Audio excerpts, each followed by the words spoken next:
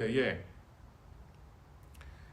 말씀은 계속해서 이스라엘의 정체성 문제를 다루고 그 정체성 문제를 가장 위협하고 있는 몇 가지 요인으로서 혼음을 다루고 있고 신앙의 언어를 다룬 것을 우리가 기억을 하고 있습니다. 혼음이라는 것은 이방 민족과의 혼인으로 인해서 그들의 문화가 혼잡해지고 그들의 문화가 계속 이렇게 섞여가면서 여호와 하나님을 중심으로 했던 그들의 삶의 태도와 삶의 모습들이 계속해서 변해 나가는 것, 이런 문제들, 이런 모습들 우리가 계속 살펴본 바가 있고, 그리고 지난주 같은 경우에 신앙의 언어, 특별히 이전 세대가 가졌던 그 신앙의 내용들을, 그 신앙의 고백들을 함께 나누지 못하는 그런 세대들이 나옴으로 인해서 점점점 이스라엘 사회의 그 단합과 단결, 그러니까 하나님 앞에서의 그 단합과 단결이 점점 금이 가는 그런 모습들도 우리가 쭉 지켜본 바가 있습니다. 자, 그래서 오늘 본문의 말씀을 보면은 느헤미야 13장 이제 마지막 대목이지 않습니까? 느헤미야가 이때까지 쭉 이끌어왔던 그 개혁을 우리가 한번 되돌아 보면은 포로로부터, 그러니까 바벨론 포로로부터 이제 귀환을 한 후에도 여전히 황폐해져 있었던 그런 그 예루살렘 성읍의 상태를 우리가 조명을 한 바가 있고, 그곳에서 하나님 나라 그리고 하나님 나라 백성들의 재건과 개혁을 이루기 위한 하나님 스스로의 그 열심과 열정이 느헤미야와 또 여러 이스라엘 백성들을 통해서 나타났었다라는 것을 우리가 볼 수가 있는 겁니다. 그래서 하나님께서는 이 느헤미야라는 하나의 리더를 발굴을 하셔갖고 백성들을 조직화했고 또 이스라엘을 이끌어가는 그런 목자와 같은 역할로서 그에게 맡겼고 또 여러 가지 그런 사역의 모습들을 느헤미야를 통해서 그렇게 보여주셨다라는 것을 우리가 지켜봤죠. 그래서 많은 과정과 또 많은 고난과 이 고초들을 다 뚫고서 성벽을 완성을 합니다.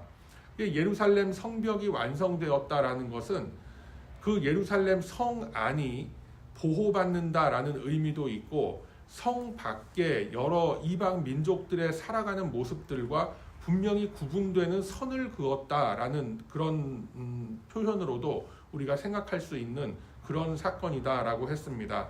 그래서 구별된 공간을 확보했다. 구별된 세상을 확보했다라는 것에 큰 의미가 있는 것이고 그 성벽은 바로 우리의 목자장 되시는 예수 그리스도를 의미한다라고도 우리가 좀 말씀을 본 바가 있습니다. 그렇게 해서 이제는 이 바깥 세상과 구별된 하나의 선을 그음으로 해서 이방 민족들의 침입과 그들과 문화적으로 종교적으로 섞이는 그런 것들을 혼음의 문화를 차단하는 그런 상징적인 역할로서 이스라엘 성벽이 이렇게 드러났다라는 것도 우리가 놓치지 않아야 될 부분이고 성벽이 구분이 됨으로 인해서 이제는 성전도 회복이 되었습니다. 그래서 성벽이 회복된 이후에 재건된 이후에 느헤미야가 했던 일은 레위인들을 다시 모아서 그들을 조직화해서 제사 제도를 활성화했다라는 것도 우리가 놓치면 안 되는 그런 포인트인 줄 압니다. 그리고 그걸로 인해서 성전이 다시 회복됨으로 인해서 예배가 회복됐다. 제사 제도가 다시 회복이 되었다라는 것이죠.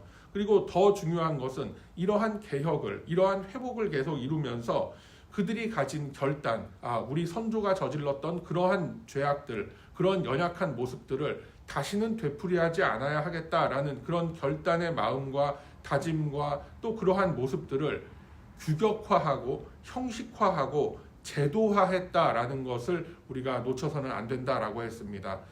그러면 이게 다시 한번 우리가 율법으로 되돌아가는 거 아니냐라고 생각을 하실 수가 있지만 맞습니다. 이게 하나의 율법처럼 되는 거예요. 그런데 그것이 하나님으로 나를 향하게 하는 어떤 구원의 도구로서의 율법이 아니라 우리가 얼마나 연약한가. 그러니까 내가 하나님 앞에 나와서 내가 다짐을 하고 내가 다시 한번 결단을 하고 그렇게 나아가기로 한 나와 내 스스로의 약속, 하나님과의 약속이 얼마나 쉽게 허물어지고 있단 말인가라는 것을 우리가 쉽게 알 수가 있습니다.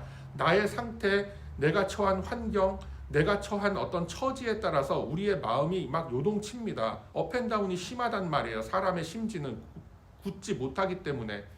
그러면은 내가 어떤 형편이 좋아지고 내 마음이 하나님 앞에 좀 풀리는 그런 날에는 내가 정성스럽게 예배를 드리고 나의 어떤 애티튜드가 하나님 보시기에 합당한 그런 그 거룩과 경건의 모습으로 나아갈 때가 있고, 그렇지 못할 때에는 또 마음이 어두워지고 또 하나님을 거부하는 그런 마음이 막 들 때에는 내가 예배와 제사 참여하지 않고 또 살아가는 삶의 모습도 하나님하고는 전혀 관계가 없는 그런 신앙의 모습은 전혀 내버린 것 같은 모습으로 살아갈 때가 또 굉장히 많았다라는 거죠. 그래서 이런 연약한 사람의 마음과 사람의 어떤 그 마음 상태, 사람의 체험, 이런 것에 심지를, 그러니까 그런 것에 우리가 기초를 두고 하는 어떤 신앙생활이 아니라 딱 규격화돼 있고, 그러니까 내 기분이 좋건 나쁘건 항상 하나님 앞에 나와서 예배드리고 하나님의 말씀을 묵상하고, 내가 기분이 나쁘면 나쁜 대로 하나님을 의지하고, 내가 기분이 좋으면 좋은 대로 또 하나님께 감사하는 이러한 모습을 규격화하고 제도화했다라는 것에 아주 중요한 방점이 찍힌다라는 것입니다. 그래서 이러한 신앙의 전통들이 계속 이어져 내려오도록 하나의 그 중요한 전통을 세운 것이 바로 느헤미야 때에 이제 성전 제사 제도를 완전히 확립을 했다라는 것이죠. 그래서 우리가 지금 여러 가지를 재건해야 되고 여러 가지 건물도 다시 세워야 되고 국가적인 인프라도 다시 세워야 되고 하는 그러한 여러 가지 일들이 있는 가운데에서 뭐라 그랬어요? 제도화를 했다라고 했죠. 그래서 이거는 나의 상태와 상관없이 계속해서 하나님 앞에 나아가서 무릎 꿇고 나의 죄를 고하고 또 하나님 앞에 기쁨과 감사의 제사를 드리고 하는 이러한 신앙의 모습들이 항상 유지되도록 그것을 규격화하고 제도화했다라는 것입니다. 그래서 우리가 이러한 그 성경의 근거를 신앙의 선조들이 이루어냈던 그런 전통과 그런 근거를 우리가 바탕으로 생각을 했을 때 우리가 이 시대에도 우리의 생활의 모습 그리고 예배드리는 모습 우리가 굉장히 깊이 한번 생각을 해봐야 되겠다라는 것입니다. 나의 어떤 감정의 기초에서 그렇게 드리는 예배인 것인가, 아니면은 우리가 규격화되어 있고 이미 다 세팅되어 있는 그런 포맷을 우리는 따라갈 것인가 라는 것을 우리가 이제 좀 한번 깊이 고민해 볼 그럴 충분한 가치가 있는 문제다라는 것도 여러분 기억하시기를 바랍니다. 그래서 오늘 이렇게 그 본문의 말씀을 보면은 대제사장 엘리야십의 손자 하나가 호론 사람 산발랏의 사위가 되었다라고 하면서 이제 갈등이 최고조가 돼요. 그러니까 개혁을 하는 그 느헤미야의 활동 중에서 사실은 가장 위기에 처한 그런 모습이 되면서 이제 이스라엘이 나타냈던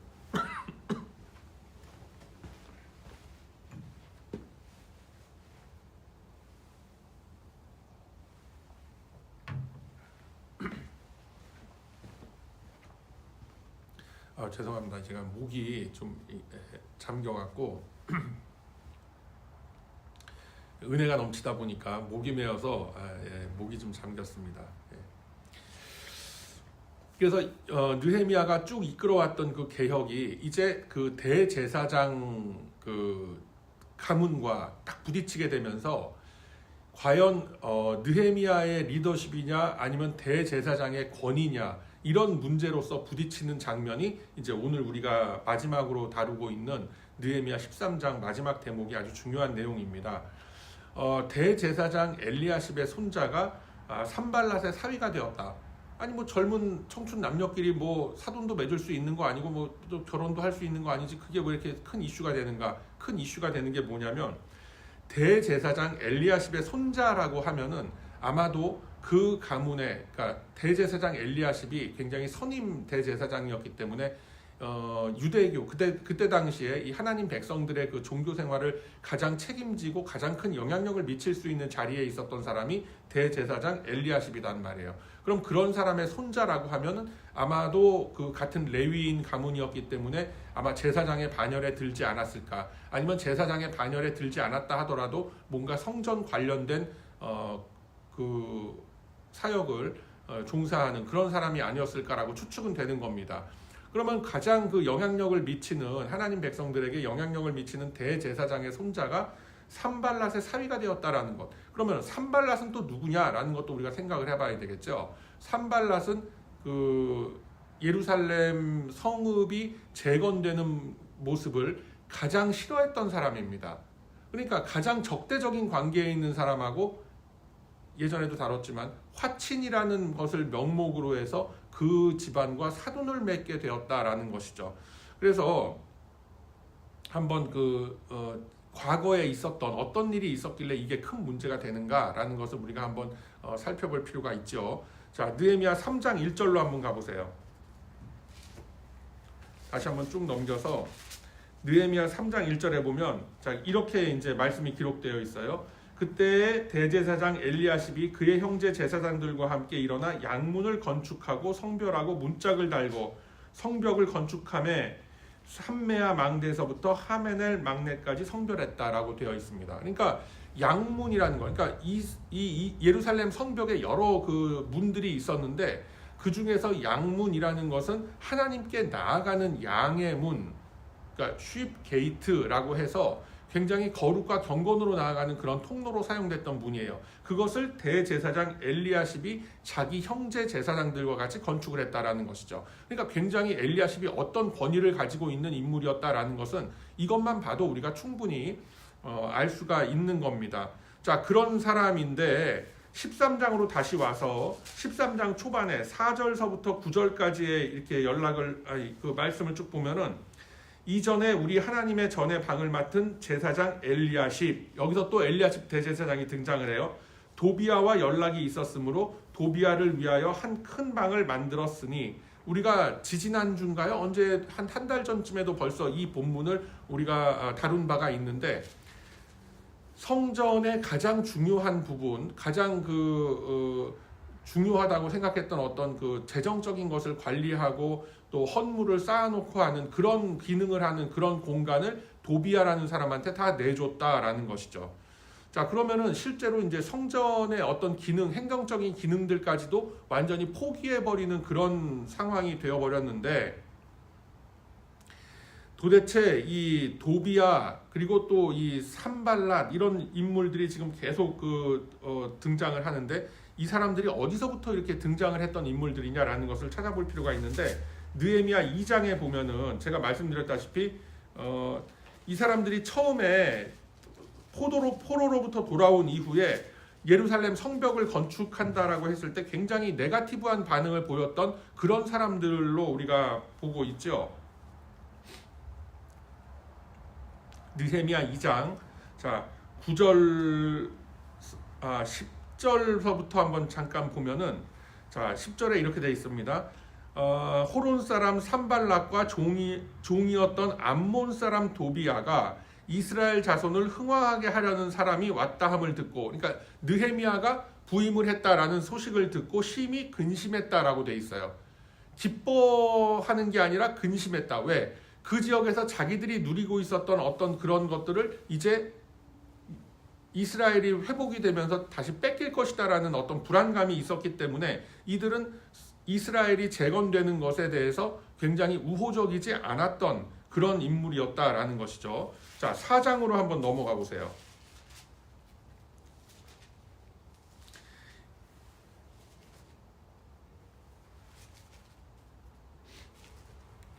자, 4장 1절에 보면은 이렇게 돼 있죠. 산발랏이 우리가 성을 건축한 다음을 듣고 크게 분노하여 유다 사람들을 비웃으며 자기 형제들과 사마리아 군대 앞에서 일러 말하되 이 미약한 유대 사람들이 하는 일이 무엇인가? 스스로 견고하게 하려는가? 제사를 드리려는가? 하루의 일을 마치려는가? 불탄 돌을 흙무더기에서 다시 일으키려는가 하고, 암몬 사람 도비아는 곁에 있다가 이르되 그들이 건축하는 돌 성벽은 여우가 올라가도 곧 무너지리라 하더라.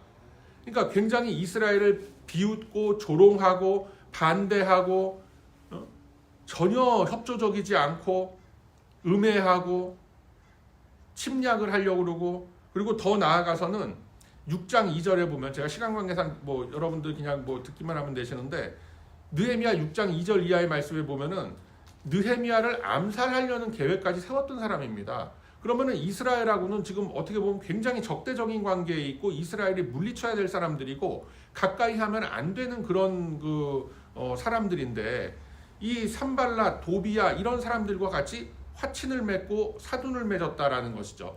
그래서 그것을 지금 성경은 어떻게 표현을 하고 있냐면 솔로몬 시대에 그 음행을 저질러서 그렇게 그때부터 나라가 벌써 이렇게 나락으로 빠져버린 거 아니냐라고 지적을 했던 그런 말씀도 우리가 확인한 것처럼 이 성경에서는 전혀 그런 모습들을 이렇게 타협하는 모습 그리고 옳지 않은 모습으로서 그렇게 보고 있다라는 것도 여러분 꼭 기억하시기를 바랍니다.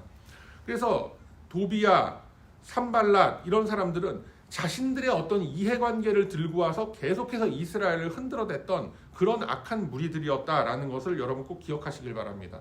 그래서 하나님 나라를 막 흔들어대는 현실적인 어떤 타협과 현실적인 권력, 현실적인 어떤 환경 이런 것을 의미하는 것이 바로 도비야, 산발랏 이런 사람들이에요.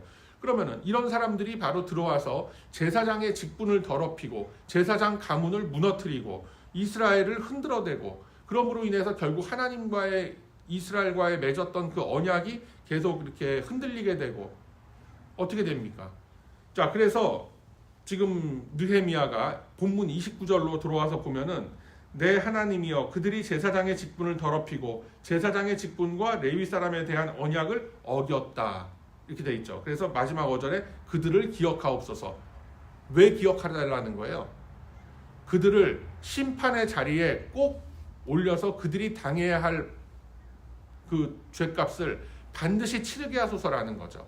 그냥 넘어가면 안 된다라는 거예요. 이 사람들의 어떤 타협과 이 사람들의 어떤 배도에 대해서 그냥 뭐 좋은 게 좋은 거고 은혜로 덮고 넘어갈 수 있는 일이 아니라 분명히 이거는 심판받아야 될 일이다라는 것을 분명히 이렇게 말하고 있다라는 것이죠. 자, 그래서 30절하고 31절에 보면 이제 느헤미야가 어떤 그 조치를 취하고 있는가라는 것을 우리가 볼 필요가 있는데 이방 사람들과의 단절 정확하게 얘기하고 있죠. 내가 이와 같이 그들에게 이방 사람을 떠나게 하여 30절에 그들을 깨끗하게 하고 또 제사장과 레위 사람의 반열을 세워 각각 자기의 일을 맡게 했다라고 되어 있습니다. 자, 이런 것이 그러면은 이 하나님의 백성들은 다른 주변의 사람들과는 전혀 어울리지도 말고 굉장히 배타적으로 그렇게 살아야 되는가라는 그런 생각을 하실 수도 있는데 배타적이라는 게 아니에요. 이거는 우리의 정체성을 분명히 하라라는 말씀이지 다른 사람을 배타적으로 밀어내라라는 건 아니에요. 그러니까 여기서 지금 이방 사람들 다 몰아내고 끊어내고 했다라는 것은 그만큼 반대로 우리의 정체성을 분명하게 세우라는 것이죠. 이러한 어떤 신앙의 모습들이 신약 시대에 와서는 우리가 정체성이 꽉 차 있으면은 이제 우리를 오픈을 하고 우리가 그 전도에 손을 뻗어도 저 사람들이 우리 안에 들어와도 충분히 우리와 함께 동화될 수 있겠다. 우리가 가진 신앙의 방향과 목적과 내용에 함께 동화될 수가 있겠다라는 우리가 응축된 게 있으니까 말이에요. 그러니까 예를 들어서 순도가 굉장히 높은 아주 짜디 물이 있단 말이에요. 근데 맹물을 한 컵 정도가 살짝 들어왔어요. 짠도가 그 염도라고 그럴까요? 그게 내려갈까요? 물론 약간의 차이는 있겠지만 다시 계속해서 짠물에 섞이게 되는 거겠죠. 그러니까 이런 원리라는 거예요. 바닷물이 이렇게 있지 않습니까? 거기에 눈이 내려요. 그런다고 그것이 맹물로 바뀌지 않지 않습니까? 그런 거예요. 우리가 응축이 돼 있을 때, 우리의 정체성이 분명할 때 하나님 나라 안에 믿지 않는 다른 사람들이 이제 부르심을 받고 들어와도 그 사람들도 우리의 모습을 보고 또 우리가 가진 내용들과 우리가 가진 어떤 태도와 이런 것들을 보면서 우리처럼 이렇게 변해갈 수가 있다라는 거죠. 그런데 제가 지금 계속 말씀드리는 우리라는 그 울타리가 딱 들어와서 봤더니 이거는 전혀 어떤 정리되지 않고 조직화되지 않고 그리고 전혀 어떤 내용과 목적이 불분명한 그런 모습으로 우리가 이렇게 있다라고 하면은 어떻게 되겠습니까? 그것을 바로 예수님께서도 요한복음 10장 어간에서 말씀하신 것처럼 짐승떼가 이제 막 드나들면서 다 이 양무리를 허문다라고 하시는 그런 말씀들과 다 연결되는 거예요. 그렇기 때문에 먼저 우리의 이 정체성을 분명히 하고 우리가 지켜야 할 신앙의 내용이 무엇이고 우리가 지향해야 할 신앙의 방향이 뭐다, 방법이 뭐다라는 것을 우리가 정확하게 정해놓고 이것을 우리를 계속 하나님께로 인도하는 이런 어떤 과정들에 우리가 충실하지 않으면은 우리는 외부로부터 도비아와 산발랏과 같은 그런 유혹과 환경의 변화에 의해서 순식간에 허물어질 수가 있는 그런 연약한 존재다라는 것을 이 말씀을 통해서 보여주고 계신 겁니다. 자, 그래서 이러한 그 우리의 연약함을 이미 다 아시기 때문에 하나님께서는 느헤미야를 통해서 제도화하고 규격화하고 형식화라는 것을 한 거예요. 그래서 우리가 지금 뭐 하나의 예를 들자면 예배를 드리는 모습도 그래요. 딱 정해진 순서가 있고 그 순서마다의 의미가 있고 주어진 시간들이 다 있단 말이에요. 그러면 거기에 우리가 정확하게 들어가서 우리가 그 형식으로서 예배를 드려야 그것이 나의 신앙과 내가 가진 신앙의 내용들을 다시 붙잡는 그런 도구로서 활용이 되지. 어떤 신앙의 고백과 어떤 그 내용에 대한 확인도 없이 그냥 우리가 하나님 앞에 나와서 말씀을 듣고 그냥 기쁨으로 찬양합시다라고 해서 기쁘지가 않은데 어떻게 찬양이 돼요? 그런 게 아니라고요. 그렇기 때문에 우리가 하나님 앞에 예배드리는 이런 모습 하나하나도 다 규격화되어 있고 전부 다 제도화가 되어 있는 이런 신앙의 방법의 틀 속에 우리가 지금 들어와 있는 거예요. 이게 벌써 수백 년, 종교개혁서부터 500년 이상 이어져 내려오고 있는 전통이기 때문에 그런 거예요. 근데 그때 당시에는 개혁이었지만 개혁도 시간이 계속 지나다 보면은 어떻게 돼요? 이게 구습이 돼버리는 수가 있겠죠. 근데 개혁이 왜 구습이 돼버리냐면 그 제도가 문제가 아니라 그 제도를 바라보는 사람들의 마음이 이제는 흔들리고 있기 때문에 그런 거예요. 사람들의 마음이 계속 흔들리고 계속 어떤 제도화되어 있는 어떤 신앙의 모습들 속에서 자기의 중심을 찾지 못하고 있기 때문에 이런 게 뭐가 다 필요해. 그냥 편한 대로 하면 되지. 은혜대로 하면 되지. 라는 이런 그 이야기들이 자꾸만 나오게 되고 어떻게 돼요? 제도가 자꾸만 허물어지게 되죠. 그러다 보면 이게 죽도 밥도 안 되게 되는 거예요. 그래서 유럽의 교회들이 다 무너졌고 지금 북미주에 있는 교회들이 다 무너져 가고 있는 이유가 이런 문제다라는 거예요. 그리고 한국에 있는 교회들 마찬가지죠. 예배가 없어요. 그냥 자기의 어떤 그 울분을 토로하는 그런 종교적 행사와 집회는 있는데 제대로 예배라고 할 수 있는 그 예배가 지금 점점 더 사라져가고 있는 이런 시절이란 말이에요. 그러다 보니 말씀이 제대로 선포가 되겠습니까? 찬양이 제대로 울려나겠어요? 제대로 기도다운 기도가 하나님 보좌 앞에 상달이 되겠느냐 말이에요. 그렇지가 않죠. 그래서 이 제도가 중요한 거예요. 그래서 우리가 어떠한 틀 속에 어떤 이런 그 신앙의 스트럭처 속에 나를 딱 집어넣고 그 스트럭처가 나를 이끌어 간다라는 거예요. 그러니까 하나님의 손길이 이미 다 그렇게 규격화되어 있고 제도화된 어떤 스트럭처를 우리한테 주셨단 말이에요. 그 구조 속에서 우리는 삶을 살아가고 이 신앙의 생활을 유지하고 이어가는 겁니다. 그래서 이러한 그 성벽으로서 구별된 외부와 이렇게 구별된 그런 공간을 만들었다라는 것으로서 시작한 이 느헤미야의 말씀이 결국은 성도의 정체성을 세우고 신앙의 어떤 정결, 신앙의 질서를 세워가는 내용으로서 지금 마무리가 되고 있다라는 것은 이 시대를 살아가는 우리들에게 굉장히 시사하는 바가 크다라는 것을 여러분 꼭 기억하시기를 바랍니다. 그 중에서 가장 위협이 됐던 게 뭐예요? 바로 이 이스라엘 지도층들의 타락이었다라는 거죠. 그러니까 제사장들의 타락, 제사장들의 타협, 배도 이런 거예요. 그러면 이 시대에 결국은 누구예요? 목회자들뿐만이 아니라